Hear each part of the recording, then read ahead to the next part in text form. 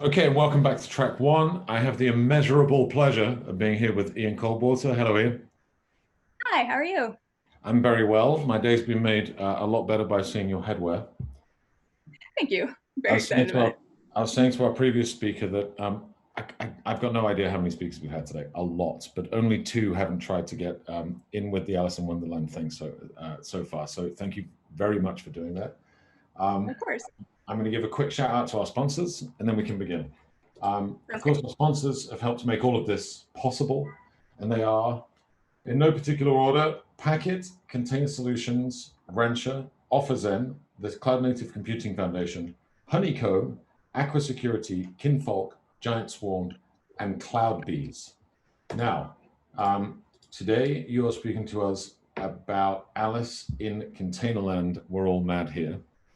The only thing that I still need to do is play you my now famous canned applause to pretend we're welcoming you to the stage. Ready? Yes. Ian Coldwater, ladies and gentlemen, take it away. Hi, my name is Ian, and I'm super excited to be here at Software Circus. This is awesome. This talk is called Alice in Containerland, a user story.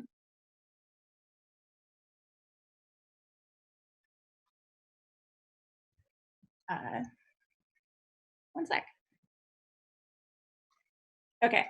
Hi, my name's Ian. I am a lead platform security engineer at Heroku, which is a platform as a service company owned by a larger company called Salesforce. I specialize in hacking and hardening Kubernetes, containers, and cloud infrastructure. But that's all the talking about myself I'm going to do today, because this talk is not about me. This talk is about Alice. Alice, no relation to Mix Goldfuss, is an end user, and this is her story. Alice is a software engineer. She's good at what she does. She's competent. She gets it done. She's probably up for promotion pretty soon. One day, Alice gets called into a meeting. Her boss, Charlie, was very excited about something. Alice, Charlie said, I was talking to my buddy on the golf course back when we could go to places like that, and he said that all the cool companies are doing DevOps these days. So we're going to start doing it too. DevOps, I've heard, is about tools. So we're going to start using what I hear is the new tool hotness. It's called Kubernetes, and everybody who's anybody is using it. So we're going to start using it too. Since you're so good at what you do, I'm going to put you in charge of this project. You'll get to set up Kubernetes and then run it and develop on it. Doesn't that sound great? Have fun!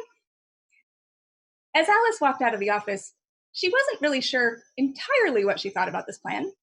She was a software engineer, and a good one, but she didn't really have ops experience. It was pretty siloed where she worked, and usually the ops team, she would push her code and they would do whatever with it. So that was something she didn't really have experience with. But she was good, so she figured she would try it. And so, in trying to figure this out, she went down a rabbit hole.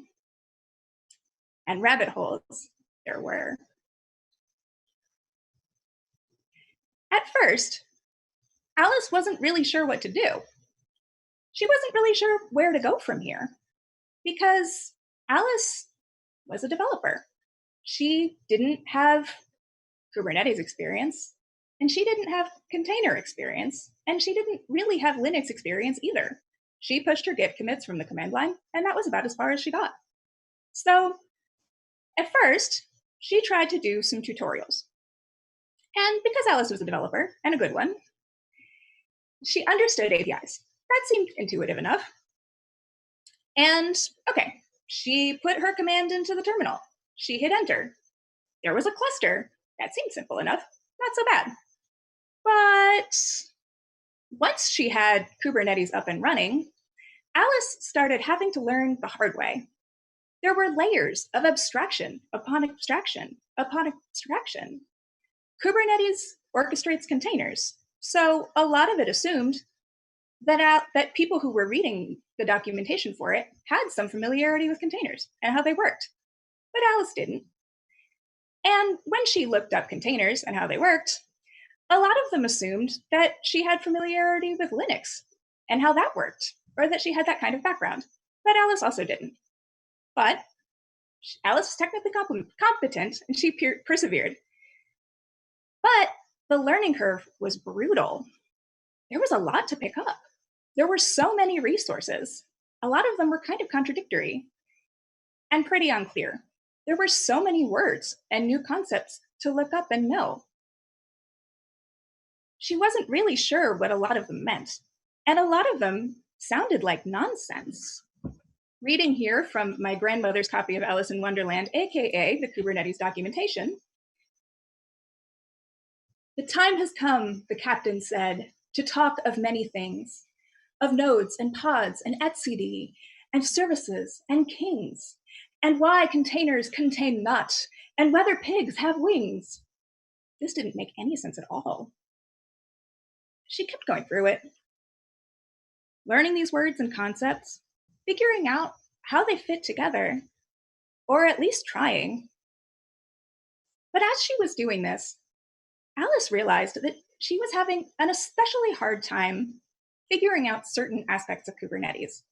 Specifically, she was having a hard time figuring out how to secure it. A lot of the documentation didn't really mention it, which seemed kind of weird, but she figured that if they didn't say anything and there were no warning labels, probably, everybody was smart and knew what they were doing. So probably the defaults were probably going to be okay.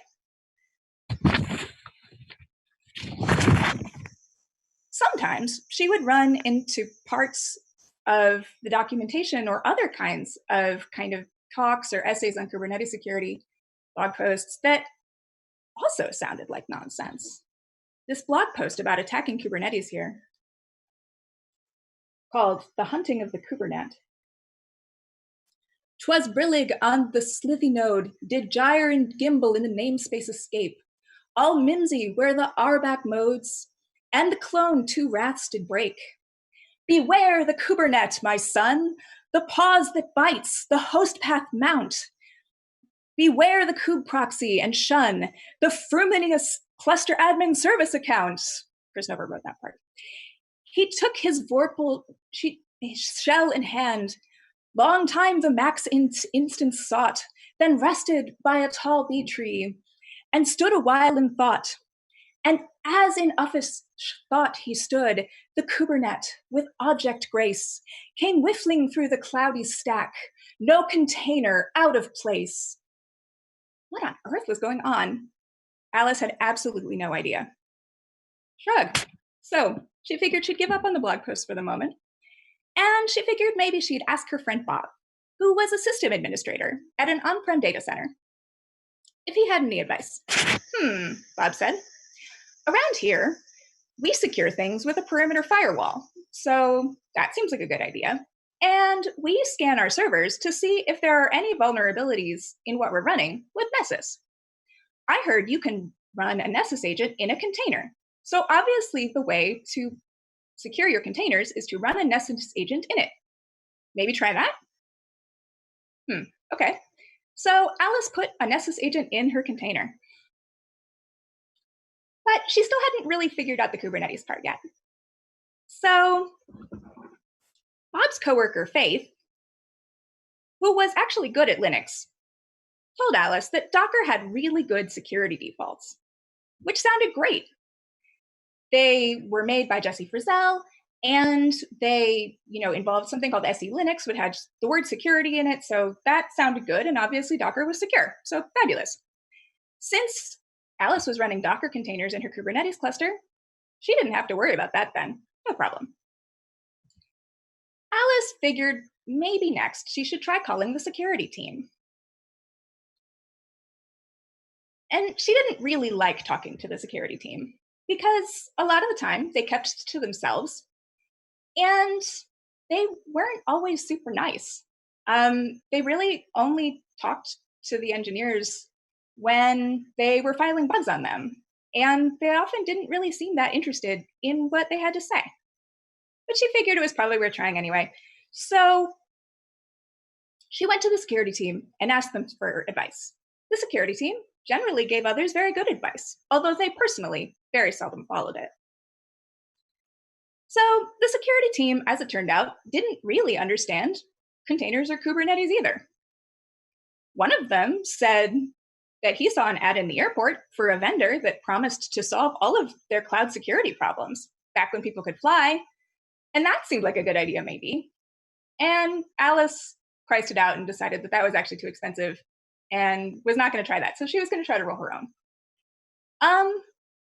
Another member of the security team said that he had read an article somewhere that mentioned something called Open Policy Agent. And if you put Open Policy Agent on your clusters, then your clusters will be secure. Sounded like a good plan. Maybe try that. So Alice put Open Policy Agent on her clusters. She wasn't entirely sure how to configure it. She went through the docs. She thought she maybe had it. Fair enough. And since Alice was now securing her containers with Nessus, and her clusters with Open Policy Agent, and her Linux with the Docker defaults, she figured she had probably done all the things that she had to do. And that was probably going to be okay. So Alice hit the button, put her new cluster into production, and then went home for the day.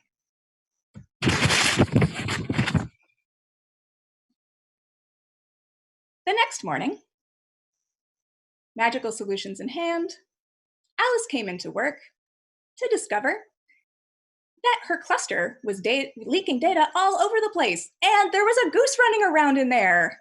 Oh no! What happened? Let's do a root cause analysis and deconstruct what happened here. So, a few different things happened here. People thought that maybe if they put specific solutions into their containers and clusters without really knowing how the fundamentals of Linux primitives or containers work, as it turned out, if you didn't do the sort of basic security hygiene that you need to do, like make sure that your Docker socket's not exposed and make sure that cluster admin isn't running and run things according to the principle of least privilege, things like that, if you don't know how that works, that's going to be really hard to do. And just sticking things like Nessus or Open Policy Agent on top of it doesn't necessarily mean that your clusters is going to be secure if you haven't done those basic things underneath. It's like building furniture onto a sinkhole. And some other things went wrong. So magical solutions. And somebody at the top announced that they were going to use Kubernetes now. Why? Because he talked to his buddy and he heard that it was great. Again, with the magical solutions, some tools make more sense and less sense for some use cases. And as it turns out, as Kubernetes has gained this wider adoption and has become the new hotness, people hear about it and they want to be a part of it, but they don't necessarily know why they're running it or how to run it, which can become problematic. You can end up with geese in your cluster. Kubernetes has really open defaults by default. And that was a design decision that was made on purpose. Because Kubernetes, by design, has very granular control that people who are running it are able to achieve according to their needs and use case. And that's great. It works really well, sometimes. But as people have started to adopt it more, who don't actually have the heavier system administrator background or Linux background, that I think the assumption is made that you know what to do with that granular control. They don't know what to do with that granular control. And when there aren't warning labels on things, which I think Kubernetes documentation has improved a bit, there's a goose in there now. When users don't hear it, they assume it's okay. This isn't malicious. On the maintainer end, I think there's some fear about scaring people. They want people to be able to get up and running quickly, which open defaults really help with.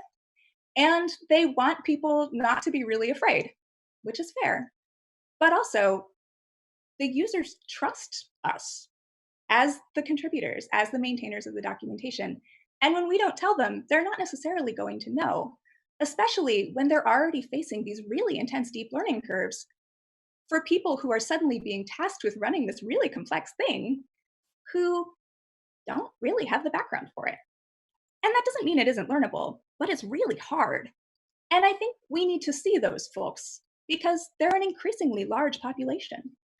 Alice represents this population of disconnected end users who are suddenly finding themselves with a cluster on their hands and not quite knowing what to do with it. They don't necessarily know how to find resources.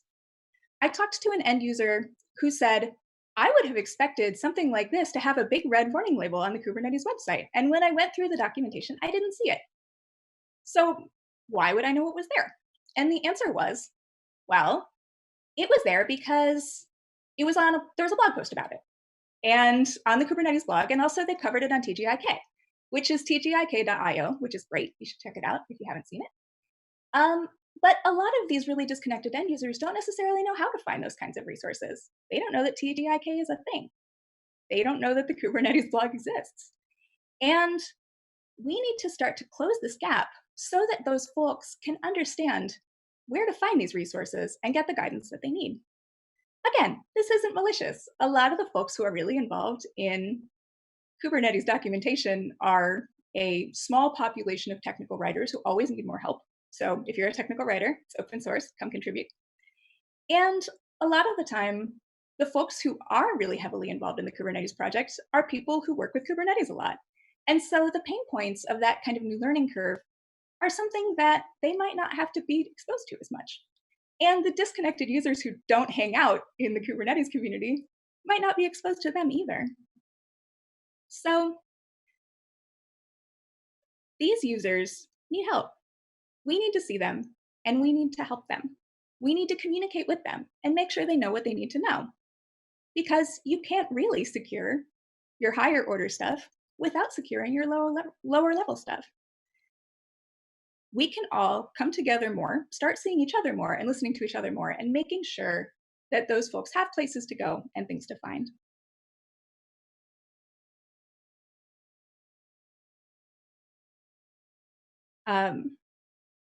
As top-down processes aren't going to stop, people are still going to hear about these things.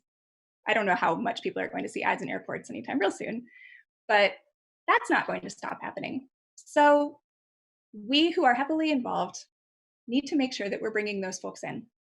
What else can that look like? That can look like using easier terms for things or breaking things down more clearly for people who don't necessarily have these backgrounds, and also not making assumptions that people do, because a lot of the time people don't. And when we do make those assumptions, they're confused and they don't really know where to go from there. And for those of us who train about security, we need to make sure that we're talking about the basics every time, because sometimes, I know I'm guilty of this, we want to either talk about kind of the new shiny, or we kind of figure that everybody already knows about the Docker socket. But actually, as Kubernetes gains wider adoption, not everybody does know about that kind of thing. So we need to explain our acronyms, pedal back a little bit, maybe go a little slower, which I know is hard, and make sure that people are coming with us rather than leaving them behind. Because without the foundations, the structure isn't going to stand. And if we're not helping it make sense to folks, then they're not going to understand it. And they're going to keep building these insecure foundations and putting higher order stuff on top of it. There are no magic bullets. Kubernetes is really complex. There are there's no magical solution that's going to make that not the case. But it's also doable to secure Kubernetes. And we need to emphasize that too. It can be hard, but also you can do it. Let's make it so that it makes sense to them.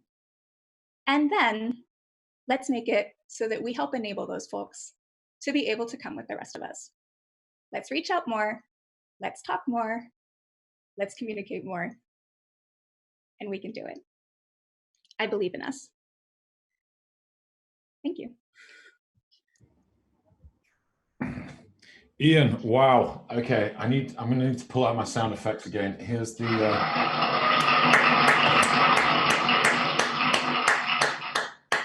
Talk about getting into character. That was absolutely fantastic. Thank you so much for getting involved with the Spirit of the Software Circus. We really appreciate it. Thank you. This was wonderful. And I am so excited to have had the opportunity to be able to read Kubernetes documentation in the style of the chapter one. That particular poem was collectively written. So also thank you to Chris and Munin for contributing to it. Okay, so thank you to the team as well. Very good. The outcome was perfect. We have a couple of questions from the chat. Of course. One from Bridget Crumhout, who we both know. Bridget says, I would love to have Ian elaborate on the trade-offs between permissive defaults, parentheses, easier, and versus safer defaults, parentheses, more work to use. Could you maybe add a little bit of color there? That is a fantastic question that really rises to the opportunity of Kubernetes complexity. Thank you, Bridget. And okay, so there are trade-offs either way, because more permissive open defaults have allowed Kubernetes to gain the kind of adoption and velocity that it's had. They allow developers to get their stuff up and running quickly. And they make it so that people who do have more knowledge about system administration, about what exactly people need to do with that use case, it makes it so that that granular control allows them to do exactly that. Because Kubernetes clusters can vary so widely and be so different that those use cases really often aren't the same at all. So it allows everybody to figure out exactly what it is that they need, which is fabulous. The downside is that for folks who don't necessarily have that kind of background or that kind of knowledge about all of the knobs that need to be configured and exactly how to configure them, that can be really hard for them and add to the learning curve that they're already facing. This is especially the case for folks who have to learn all the things at the same time. And because I think we're not always as clear about the security foot guns of some of these options and the ways that they can be misconfigured, which again, fair enough. It's not that I'm trying to get everybody to be scared away here. I think the users, though, on the other end of that can assume that because they don't see any warnings about it, it's probably fine. And I also think that's pretty fair. That like, hey, like people want to look out for us. Like, it's probably all right. Like most people who aren't me assume good. So I think that it's not that I think that those permissive defaults are always bad, but I do think that we need to make sure that people are getting the message that the defaults are that open and permissive. Oh, I forgot to say also, Kubernetes overrides SE Linux, the defaults that are in Docker. So Docker has very sane secure defaults, but Kubernetes actually turns them off. And that isn't listed anywhere except for, I am not joking, a GitHub issue from 2017 that is currently listed as lifecycle rotten because nobody has moved on it. And but that's the only documentation that says that, as far as I know. Could be wrong. Apologies if I am. But that's not necessarily going to be easy for a lot of people to spot, because most people who aren't me don't spend a lot of time spelunking around GitHub issues to find security vulnerabilities. Right. And for people who don't know where to look, that's going to be a very high bar. And so like that kind of thing, if the defaults are more permissive than they otherwise might be, I think we need to make that really clear so that people don't assume that that's the case and then know that they have to configure them. Thank you. Really thorough answer, and I do appreciate that. Something happened earlier in the day, which I managed to avoid, but I feel like it's going to happen now, which is that I've been sat here hosting for 9 hours, and I think my Uber Eats driver's about to arrive, and I'm dressed like Alice, so I'm going to take the laptop with me and see the reaction live. But we do have 2 more minutes, and another quick question came in. Absolutely. In fact, it looks like a less quick question, so I'm going to go with mine instead. Sorry, Thomas Frick. Obviously, there's work to do on the documentation, and that's just always going to be the case. But you mentioned a couple of blog posts that people should know about, and one of the interesting things that you mentioned was TGIK. Given that the docs are probably going to take a while to get there, where would you suggest that people new to Kubernetes should go to find out this information that isn't really recorded yet, but you could get from the community? Oh, this is a great question. The CIS benchmarks are a lot of the time the first place I suggest new users who are sort of trying to figure out even kind of the map of the world to go, because that will give you some idea of what to look for. Right. The docs don't necessarily link as of right now, to things like those blog posts or TGIK, it is sort of assumed that people are going to have access to these community resources. And one thing that I think might be relatively easy to do, and again, SIGDocs is the best and also terribly understaffed, and everybody should contribute to SIGDocs. It's important. It's one thing that could be relatively low impact to do could be to cross-reference some of these resources with some of the information in the docs, because a lot of the time people who are new to this stuff and try to figure it out will just go into the documentation and try to find what they find. And so if we make it easier for those folks to find those community resources, that might make it easier for them. Okay, well, that's all we've got time for. Again, Ian, thank you so much for getting so much into the Software Circus spirit. We really appreciate it. And it looks like we might be able to finish this before someone rings my doorbell. So that's a good thing as well. If you want to know more about the work that Ian does, you can look on Twitter. And otherwise, find Ian through the Brella app. I'm sure they would be happy to talk to you in some way or form at some point. Again, thank you so much, Ian. Have a fantastic day. Thank you. This has been great. Thank you so much. Bye-bye.